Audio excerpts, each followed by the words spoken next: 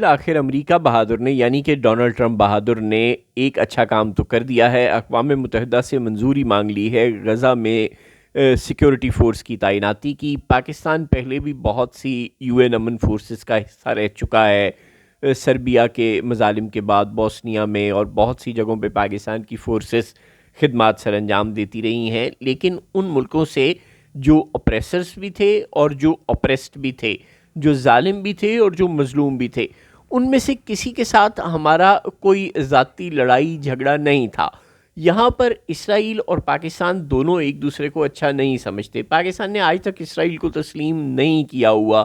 جہاں پر ہم کوئی سربیا کے خلاف یا کسی اور جگہ جو بوسنیا وغیرہ میں امن فورسز بنی تھیں، پیس کیپنگ فورسز بنی تھیں، وہاں ہمارا سربیا کے ساتھ کوئی پرخاش نہیں تھی۔ ہمارے لوگ اگر سربیا جانا چاہتے تو جا سکتے تھے، ان کے پاسپورٹ پہ ایسی کوئی ممانعت موجود نہیں تھی۔ پاکستان کا پاسپورٹ باقاعدہ کہتا ہے کہ اسرائیل کے لیے یہ پاسپورٹ کارآمد نہیں ہے، دنیا کے باقی 206 ملکوں کے لیے کارآمد ہے۔ گویا ہمارے اسرائیل کے ساتھ تعلقات نہیں ہیں۔ غزہ کی چاروں طرف سے اسرائیل نے ناکہ بندی کی ہوئی ہے۔ کوئی فوج، کوئی پولیس، کوئی سربراہ مملکت و حکومت بھی فلسطین کے علاقے میں اسرائیل سے گزرے بغیر نہیں جا سکتا۔ رفح کراسنگ سے، مصر کے بارڈر سے بھی اگر ہم اسرائیل فلسطین میں داخل ہونے کی کوشش کریں تو اس بارڈر کو بھی کنٹرول اس کا اسرائیل کے پاس ہے۔ اسرائیلی فوجی وہاں آپ کے پاسپورٹ، آپ کا آئی ڈی ویریفیکیشن سب کچھ چیک کریں گے، پھر آپ کو جانے کی اجازت دیں گے۔ گویا چاروں طرف اسرائیل ہے، ہر وقت اسرائیل وہاں بمباری کرتا رہتا ہے۔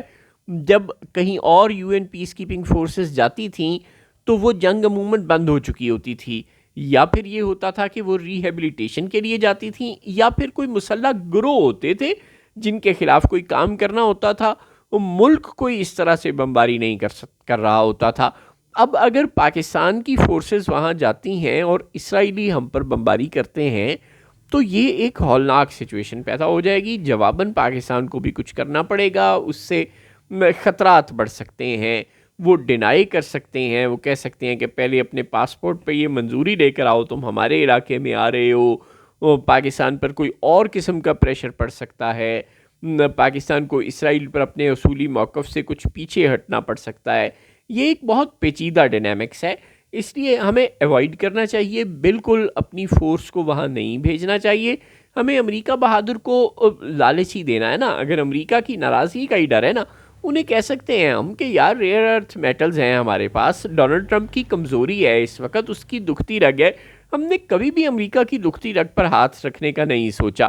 پتہ نہیں ہم اتنے بزدل کیوں ہیں، ہماری جیب میں کارڈز ہوتے بھی ہیں تو بھی ہم انہیں استعمال نہیں کرتے۔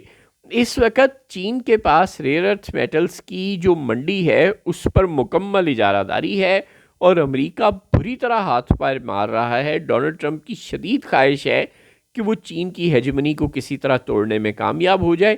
وہ نہیں ہو سکتا اور ہو بھی نہیں سکے گا، لیکن کم از کم پاکستان کی مدد سے وہ تھوڑے بہت ریئر ارتھ میٹلز حاصل کر سکتے ہیں، بلکہ بہت زیادہ حاصل کر سکتے ہیں۔ پاکستان کو اللہ تعالیٰ نے اس نعمت سے مالا مال کیا ہے، چنانچہ ہمیں بھی یہاں سے کچھ شیل گیس وغیرہ نکال کر اپنی انرجی کی ضروریات لوکلی پوری کرنے کا شوق ہے۔ جو ہم باہر سے آئل امپورٹ کرتے ہیں وہ ہم چاہتے ہیں کہ ہم نہ کریں، کیونکہ ہمارے اپنے ملک میں شیل گیس کے بہت سے ذخائر ہیں، اور دیگر پیٹرول وغیرہ کے بھی ہیں جو ہم ایکسپلور نہیں کر پا رہے، پیسوں کی، انجینئرنگ کی، ٹیکنیکل جو صلاحیت ہے اس کی کمی کی وجہ سے، اور خاص طور پر پیسوں کی کمی کی وجہ سے۔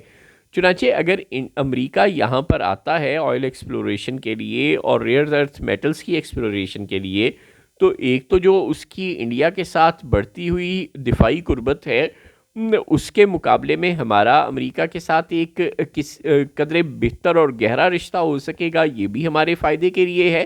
اور دوسرا، ہم اسے اسرائیل اور فلسطین کے تنازع میں اپنی فوج نہ بھیجنے کے ایک جوابی ایک وہ اقدام کے طور پر، ایک کمپنسیٹری میئر کے طور پر پیش کر سکتے ہیں کہ ہم آپ کے ساتھ وہاں تعاون نہیں کر سکتے، یہاں کر سکتے ہیں، کیونکہ ہمارا اسرائیل کے متعلق ایک اصولی موقف ہے، ہم اس کو تسلیم نہیں کرتے۔ وہاں پر ان کے فوجیوں کے ساتھ ہماری فوج کی جھڑپ ہو گئی تو پھر لڑائی بڑھ سکتی ہے، اس لیے بہتر ہے کہ لڑائی کو ایوائڈ کیا جائے۔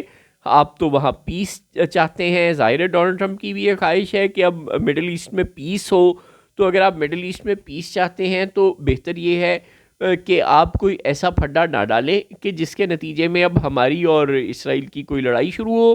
ہمیں پیس کو پروموٹ کرنا چاہیے، اور اس کا طریقہ یہ ہے کہ آپ کسی اور مسلمان ملک کی فوج بھیج دیں. انڈونیشیا تیار ہے، ملائیشیا کو آمادہ کر لیں، مصر تیار ہے، اور قطر تیار ہے، اور بھی بہت سے ملک ہیں، سعودی عرب بھی تیار ہو سکتا ہے.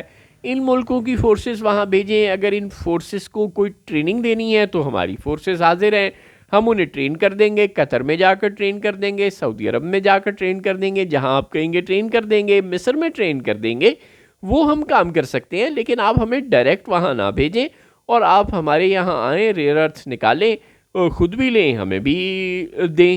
یوں ہم ون ون سچویشن میں ابھی بھی ہیں. یہ کوئی ڈیڈ اینڈ پہ ہم نہیں پہنچے ہوئے. اگر ہم یہ سمجھ رہے ہیں کہ ہمارے پاس ڈونلڈ ٹرمپ کو بدلے میں دینے کے لیے کچھ نہیں ہے اور وہ ہم سے ناراض ہو جائے گا تو دنیا اندھیر ہو جائے گی، ایسا کچھ ہے نہیں.